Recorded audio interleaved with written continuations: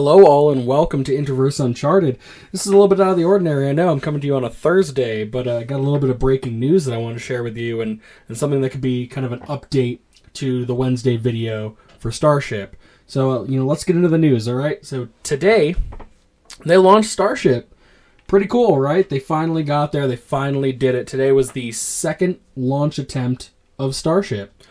I've been peeking through various live streams throughout the evening. The NASA spaceflight coverage that I always tell you guys about started at 11:30 my time, which is Mountain Time. It would have been 12:30 at the launch pad, essentially. The countdown went really well again, for the most part. All the way through, not very much going on. No real big updates as they were going, aside from what they were actually doing. So, fueling, stuff of that nature. About T-minus 40-ish seconds, they called a hold. Initially, they called a hold citing another pressure-related issue. But pretty quickly, they changed that reasoning to it just being a checkout for final checkouts, essentially. They're just holding, looking for any little thing that could possibly go wrong, doing their final little skim before we get there. The launch window opened officially at about 8:28 a.m. Central Time, so 7:28 Mountain Time, my time. And they were gunning to go right at the open of that launch window, which essentially they did, because the second that launch hold was lifted, ignition started. The T-clock was back at like T-minus 40. That apparently did not matter, as the second that the hold was lifted, they began ignition. That thing has, like I said in the previous video, 35 Raptor engines, so those things roared to life, and the plume of dirt and debris was outlandish. It was crazy big. But upon ignition, the vehicle kind of leaned a little bit away from the tower. All the coverages and stuff that I was watching said that wasn't an abnormal thing, that a lot of times the bigger vehicles, stuff like Artemis, Saturn, Shuttle, stuff like that, sometimes they lean away from the tower just based on either A, trajectory and what the flight director is trying to do to get it off the pad and prevent damage. Sometimes it happens because something is going wrong with the engines or something of that nature. But it cleared the tower, and right after that, SpaceX tweeted out that Starship was on a nominal flight path. That means it was heading in the right direction. It was going exactly how it should go. At about T plus 30 seconds, you could see a small explosion as you're watching it ascend. And at the time, that just looked odd, but as we were watching more, it looks like that was a hydraulic control mechanism. Which essentially disables the ability to steer the rocket engines, the Raptors. The Raptors can kind of tilt all the way around 360 degrees to kind of change flight path. And after that, it'll become very evident that that was not a thing that was happening any longer. Just after that little poof happens in the sky, the flight director announced that the vehicle had reached max Q. There was definitely some lively debate that I saw in a couple forums about whether or not that vehicle actually reached max Q, but flight director called max Q, so it had to have gotten to that maximum point of exertion up in as it was ascending, which is great. Again, those are things, when I was talking in previous videos about checklist things that people do and look for when they're testing out a new rocket. Getting through max Q is a big deal. So they called max Q. It got there. The vehicle held up at least that long. But around these times, as you're looking from the ground angle, you can see that some of those little blue dots that would represent the Raptor engines were no longer blue, because they were going out kind of one at a time. At one point, SpaceX cited that 5 of the Raptors were out. At points during the flight, you could actually physically see the little puffs of smoke as they were going out, and Elon even happened to say that each engine explosion would have been relatively the same as a grenade explosion in that compartment, in that area. By the end of the flight, most of the people who I saw streaming said that they could count up to about 8. I think there was definitely between 6 and 7, but in that area, 6, 7, 8, whatever. Still more engines out than they wanted, but the vehicle was still traveling very fast and honestly not that bad for having up to 8 out of 35 Raptor engines out. Just after about 8:35 a.m. Central Time, the vehicle started to go into what I would just describe as an uncontrolled spin. Kind of flipped around, lean to the left, lean to the right, do a little figure eight. It was dancing around.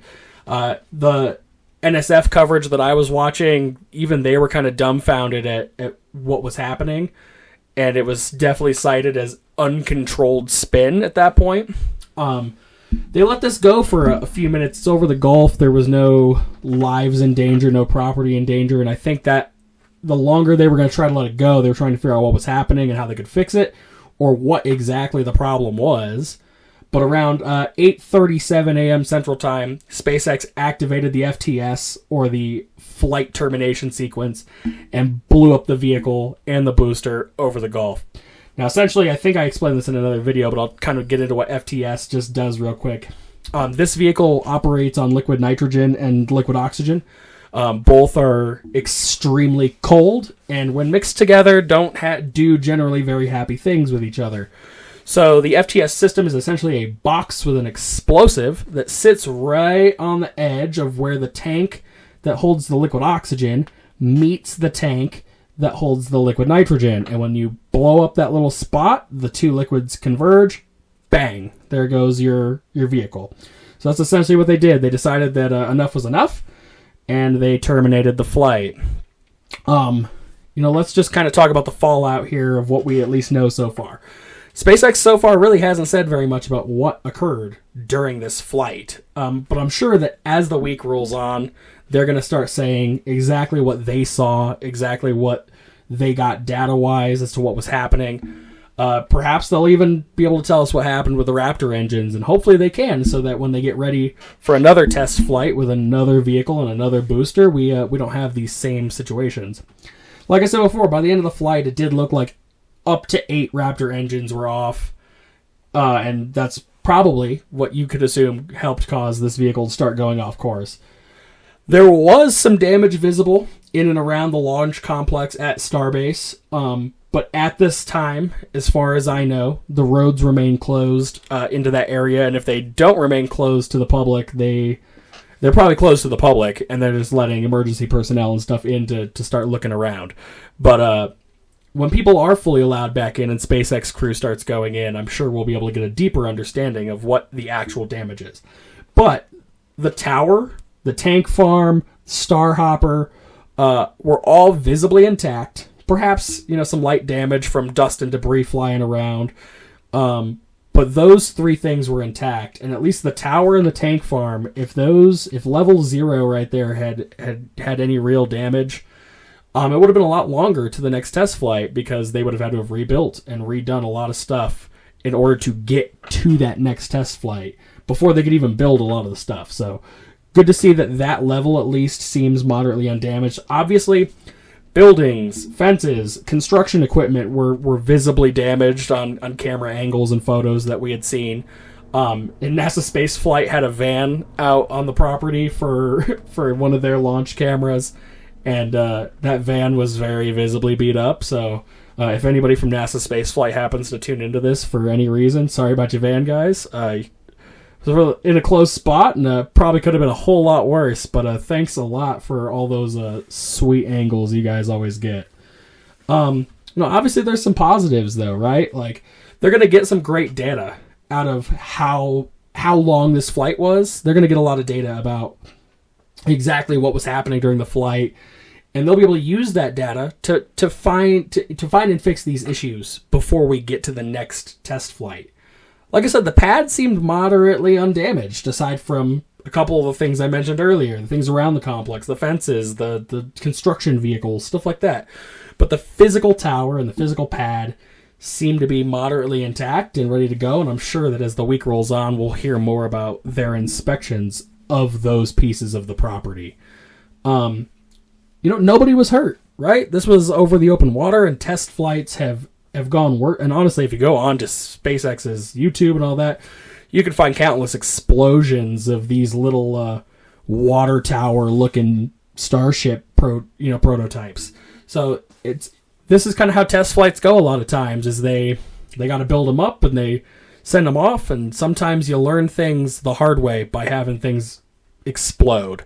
But again, this explosion took place over the Gulf. NOAA, the National Atmospheric Society, essentially, they do weather out on the ocean. They saw on their radar, they could see the vapor trail from the rocket. They could see a lightning strike detector detected where the explosion took place. So it was visible in more than one way on more than one platform.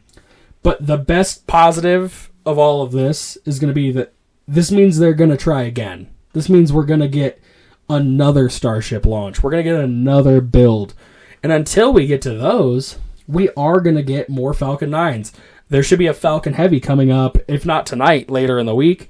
We're still going to get some really cool space activity post this initial Starship flight. But again, really exciting that we finally got to this point. I know I had been building it up on various social media platforms over the last week or so, probably a little longer. But we're finally here. It finally happened. Yeah, sure, it didn't make it to orbit, and it didn't splash down around Hawaii and do all the stuff that they thought it could possibly do.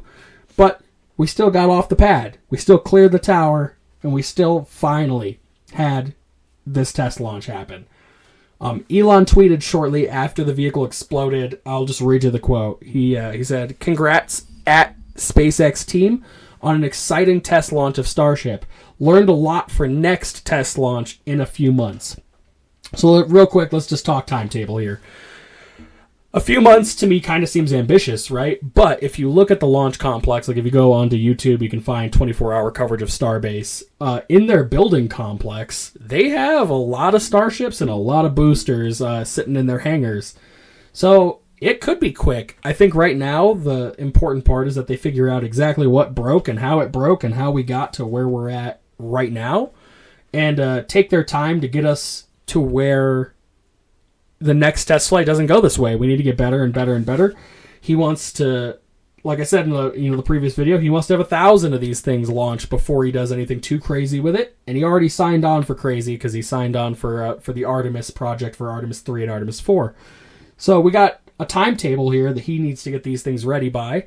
And Artemis 2 is next year to do the lunar orbit. So by 2025 and 2026, we need these things to be ready to land on the lunar surface. So he's got some time. Hopefully he takes a little bit of time and SpaceX gets this right for the next attempt. I don't want him to rush, man. I'll be happy if they do something by Christmas, awesome Christmas present to do a orbital test flight 2 or something like that. So let's see if we can get there.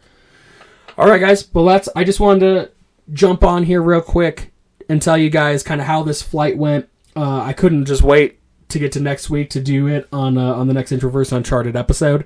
So I figured I would jump in here with this breaking bit of news, get you guys with the information that I know, and if there is new details out by Introverse Uncharted next week on Wednesday, then I will give it to you then. But until then, guys, thank you again for tuning in to this breaking news edition of Introverse Uncharted. Thank you guys, everybody who listened to the Starship episode. The number is up higher on views than I have ever had on a video before. So, super, super big thanks to you guys. I appreciate it. Blow it up. Keep it going out into the universe. Like I said, I want that video to the moon, to Mars, beyond. Let's keep it going. Radio waves go on forever. So let's do this. If you enjoyed this video, please remember, like, follow, share, subscribe. Also, go check me out on other platforms. TikTok. I did a couple TikToks this morning as the launch was taking place. I can't go live on that platform yet. You need 1,000 followers. So once I can eventually go live, I'll do those things live. I know YouTube does live, but I currently have less than a dozen subscribers. So let's get that subscriber limit up, and then I'll be able to go live for you guys so we can do a lot of this stuff live and in the moment. But again, check out my TikTok at @Introverse_Uncharted. on Instagram at introverse_uncharted13 and on Facebook at introverseuncharted. But until next time, guys, I can't wait until next week's episode. Thank you guys for tuning in. As always, do more than just exist, you guys, and come with me into the Introverse. Thanks, guys.